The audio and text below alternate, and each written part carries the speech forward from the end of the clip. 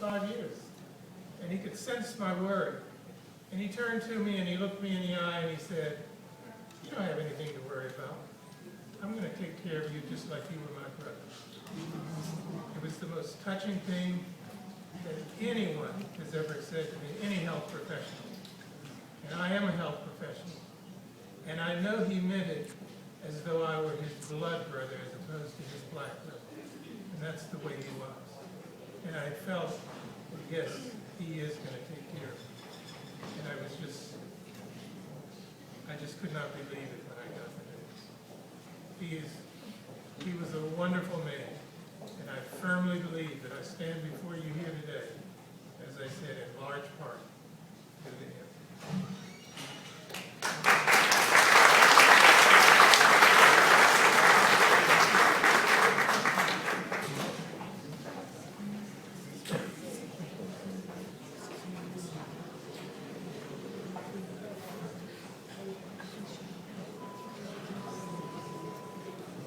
Hello, my name is Reverend Sadie Woodford. It was a little difficult for me to get up these steps, but if it were not for Dr. Knight, I would not been able to move at all, and so I am very much indebted to him because I have been hospitalized for a month at Howard County General and another month at Sinai and several surgeries that he took time to find the best physicians to perform the surgery for me, and radiation and chemotherapy.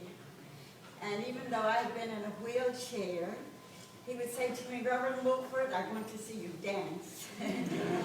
So I was able to tell him that at my 50th wedding anniversary, I danced.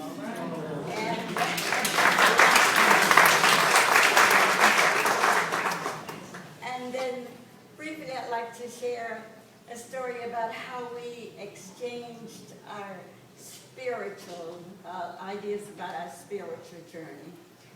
He said to me, "Now you are a Baptist minister," and I had shared with him that I had been chaplain at a Catholic hospital. He said, "How is it you were a chaplain at a Catholic hospital?"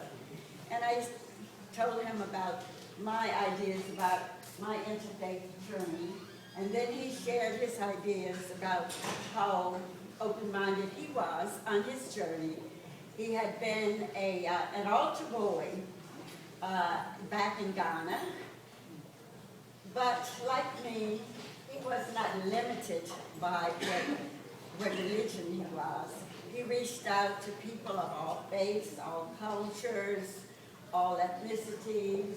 There was nothing that would separate you from, in the Bible it says from the love of Christ, but nothing would separate you also from the love of Dr. Clement Knight.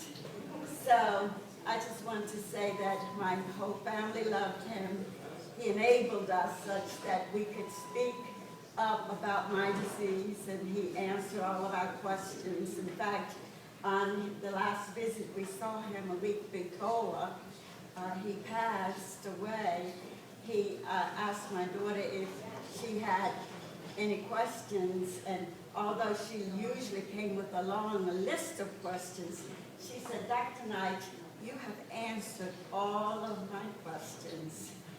So that signaled, not until we learned about his death, some kind of finality that he had reached between us, and as far as not only the spiritual journey, but the medical journey.